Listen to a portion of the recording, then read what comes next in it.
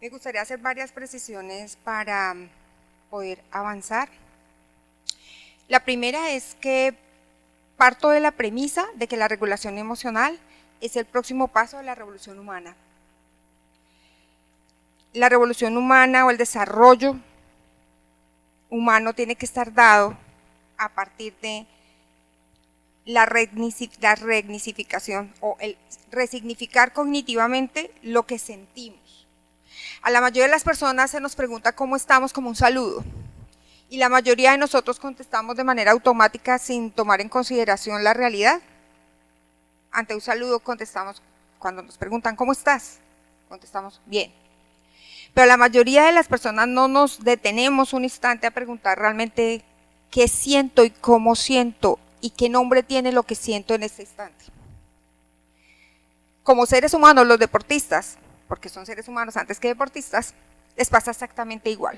Cuando tú los abordas en el ámbito de la psicología deportiva y le preguntas cómo te sientes, entra en el piloto automático de contestarte bien y no tiene un emocionario que le dé una categoría, un nombre a sus emociones. ¿Y cómo yo puedo gestionar algo que no sé qué es? ¿Cómo yo puedo darle manejo y transitar una emoción si no sé qué emoción es? O si la confundo con una que se le parece. O con la sumatoria de emociones primarias, básicas, que me configuran una emoción compleja. En ese orden de ideas, la regulación emocional como habilidad es fundamental para pensar en el desarrollo humano sustentable. Si queremos dar ese salto evolutivo, debemos mirar hacia adentro. Uno de los viajes más largos que debe emprender un ser humano es al fondo de sí mismo. Los científicos establecen que hay cerca de 21 centímetros entre el cerebro y el corazón, y esos 21 centímetros serían el viaje que un ser humano debería emprender desde la perspectiva humana, pero también deportiva, olvidando o dejando de lado esta noción de que los atletas dejan de ser humanos y se vuelven superhombres y supermujeres para poder dar tránsito, gestionar adecuadamente esas emociones. Segunda premisa, no hay salud mental sin gestión emocional.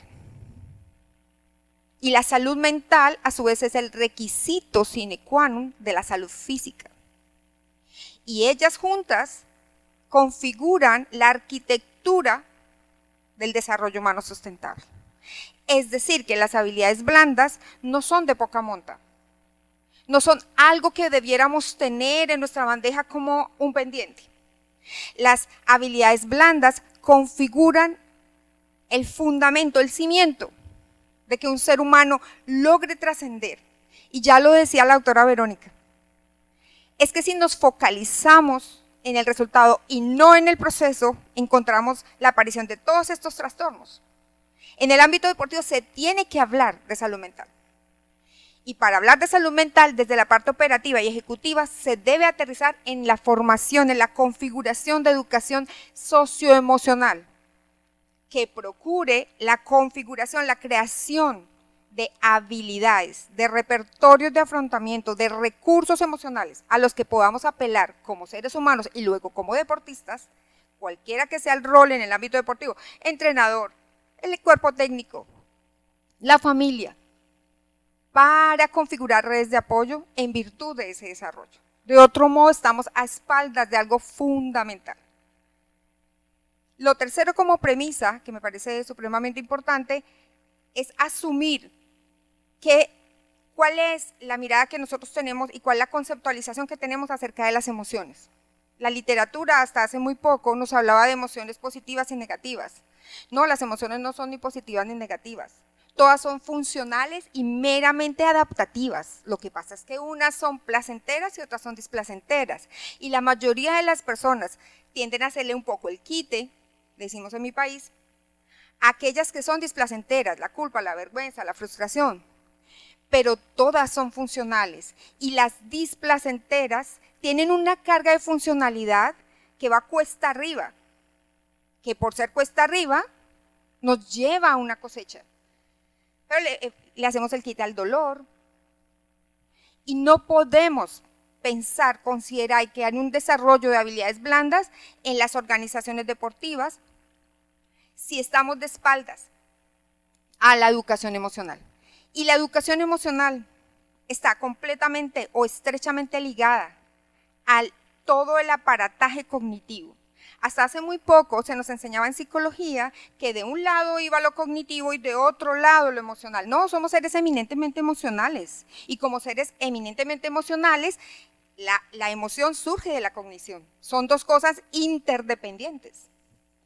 Y si nosotros queremos reconfigurar la gestión emocional, debemos reconfigurar el sistema de creencias, las estructuras de pensamiento, resignificar la emoción.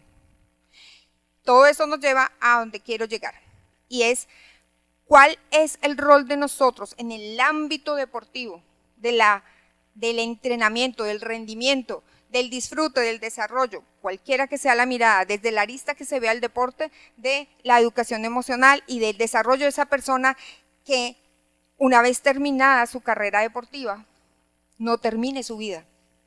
¿Cuántos de nosotros consideramos la preparación psicológica para el retiro? Por ejemplo, en mi país, no sé aquí, en mi país, las grandes glorias del deporte, pasado un tiempo muy corto, una vez se retiran, ganan peso de manera desmedida, son los protagonistas en las primeras páginas de escándalos de todo tipo, con una inteligencia financiera caótica, sus familias destruidas. Entonces eso nos lleva a pensar, ¿qué del ser humano en el ámbito deportivo? O estamos en el deporte para la industria del deporte, para hacer estrellas y para generar atletas de alto rendimiento a cualquier costo. La invitación, y bajo esas premisas, la invitación es a que podamos pensar en el desarrollo de habilidades blandas más allá del deporte, para el deporte, con el deporte, pero más allá del deporte. Otro de los elementos importantes para poder establecer cimientos para aquello que quiero mencionarles y presentarles la investigación es que las emociones tienen tres dimensiones básicas. Ya les hablaba, una cognitiva, una física y una afectiva. Y esta afectiva permea lo social. Entonces, mencionaban los conferencistas, todos ellos, cada uno desde diferentes aristas, cómo las emociones de un deportista en un entorno generan ecosistemas emocionales, saludables o no saludables. Ecosistemas emocionales. Yo quisiera que ustedes, por favor, pensaran por un segundo en esos términos. Ecosistemas emocionales, saludables y no saludables. ¿Qué es un ecosistema emocional saludable? Uno que se transita, que se gestiona, que se valida, que se apoya, que se escucha. En donde no hay supresión, en donde no hay retener, sino hay contención, que es parecido pero diferente. Y adaptativamente muy diferente. En donde no hay rumiación, sino hay gestión.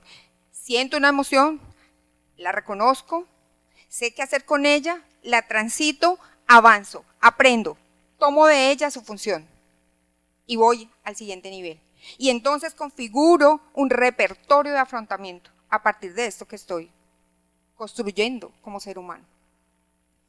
Y eso me lleva a un impacto de inserción social, ya lo decía la doctora Verónica, como estas redes de apoyo, estas redes que me permiten factores de protección para no tener trastornos de tipo depresivo, por mencionar algunos, ansiedad postcompetitiva, etc.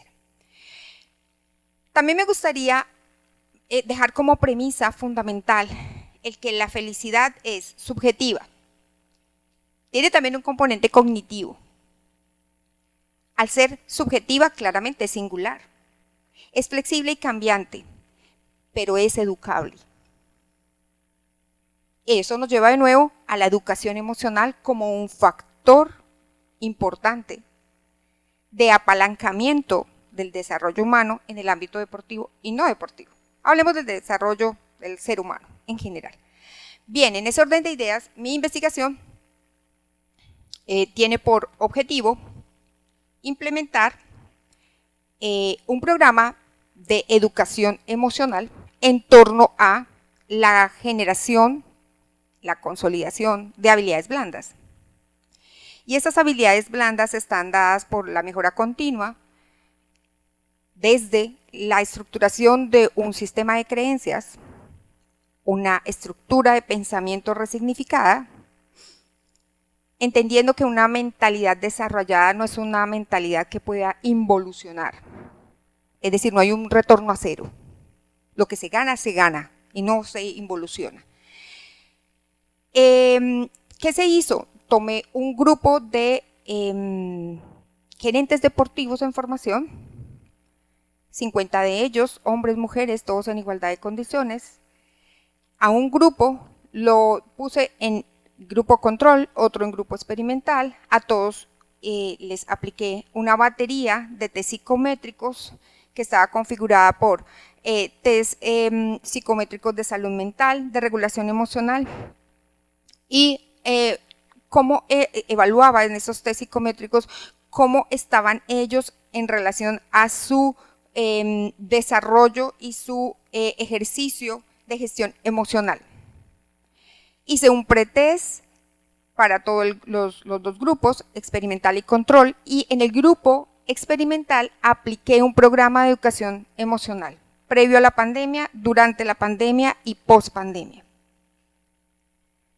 Apliqué el post-test en los dos grupos y lo que encuentro es que la salud mental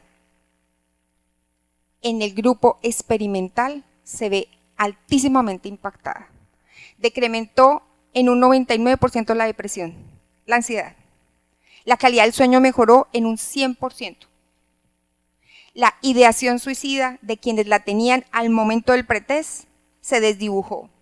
Las personas asumieron y entendieron que antes no se sentían tan felices y ahora se sienten más felices. Un tanto por ciento por encima del 70% asumió que antes no se sentía tan feliz y a pesar de la pandemia, en el post-test se mostró que tenía herramientas con que gestionar su felicidad, lo cual para mí es altamente significativo. Estos gerentes deportivos, que por supuesto van a ser quienes lleven la batuta de la cultura deportiva de mi país, Colombia, si llevan esas habilidades, si tienen ese repertorio, ellos van a ser quien contagie como agentes transformadores de esos ecosistemas emocionales, porque llevan habilidades para autorregularse, llevan habilidades para ser heterorreguladores y correguladores. Construyen, tienen como habilidad la capacidad de construir estrategias de afrontamiento y resignificación o revaloración de lo que sucede, bajo la premisa de no es lo que me pasa, es lo que yo hago con lo que me pasa. Entonces ya no soy un agente preso de las situaciones del entorno, sino yo tengo algo que hacer en función de eso que pasa en el entorno, de lo cual no tengo control. Pero sí tengo control de qué pienso y cómo voy a otro nivel con eso que me sucede, incluso si es adverso. Estábamos en plena pandemia cuando empezaron a ver cada vez de manera más marcada estos indicadores, estas variables a modificarse.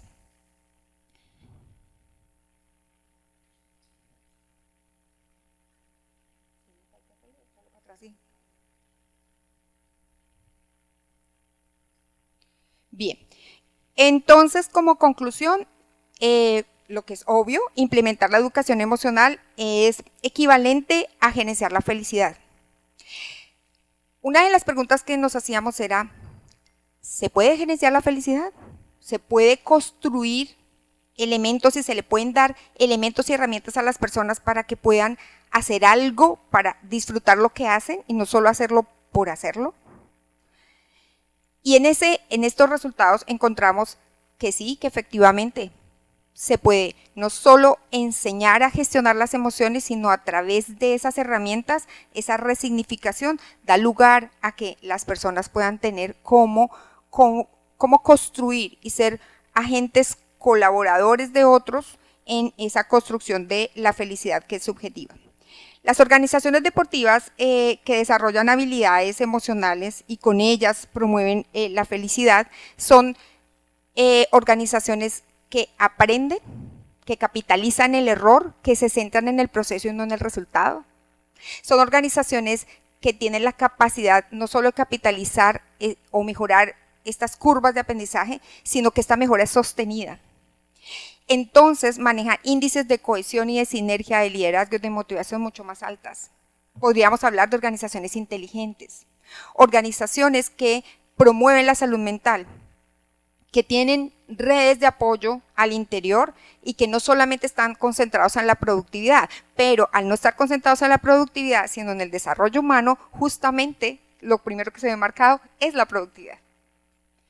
Y una experiencia exitosa de esto, si esto avanza,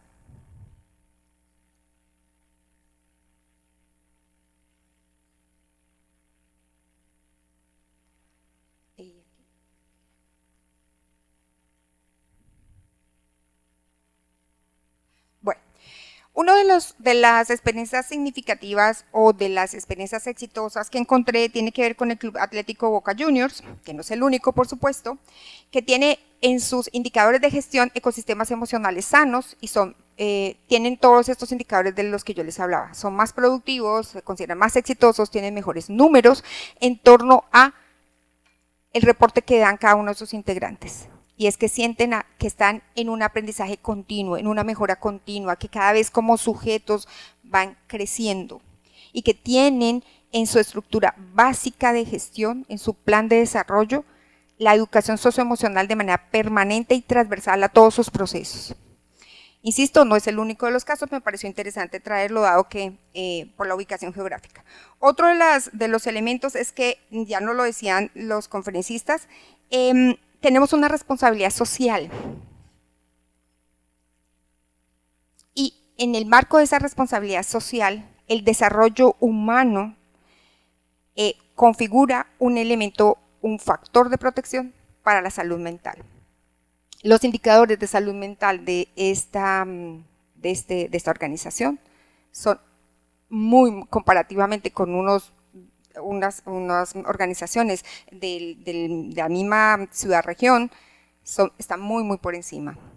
Ustedes saben que hoy un tema fundamental es la salud mental de los seres humanos, que ha sido menoscabada por las razones que ya todos conocemos. Es así que la investigación nos pone de manifiesto la arquitectura del desarrollo humano sustentable a partir de algo tan básico como la educación emocional. Para cerrar, me gustaría decirles que la educación emocional debería darse del útero y hasta la tumba. La educación emocional debería transversalizar todos los procesos educativos de cualquier ser humano en cualquier lugar del mundo. Porque eso hace la diferencia, insisto, entre tener o no tener salud mental, lo cual implica tener o no tener salud física, lo cual implica tener o no tener, alcanzar o no alcanzar la felicidad. Entendiendo la felicidad, insisto, como algo subjetivo, educable, gestionable, entrenable y bajo control. Muchísimas gracias.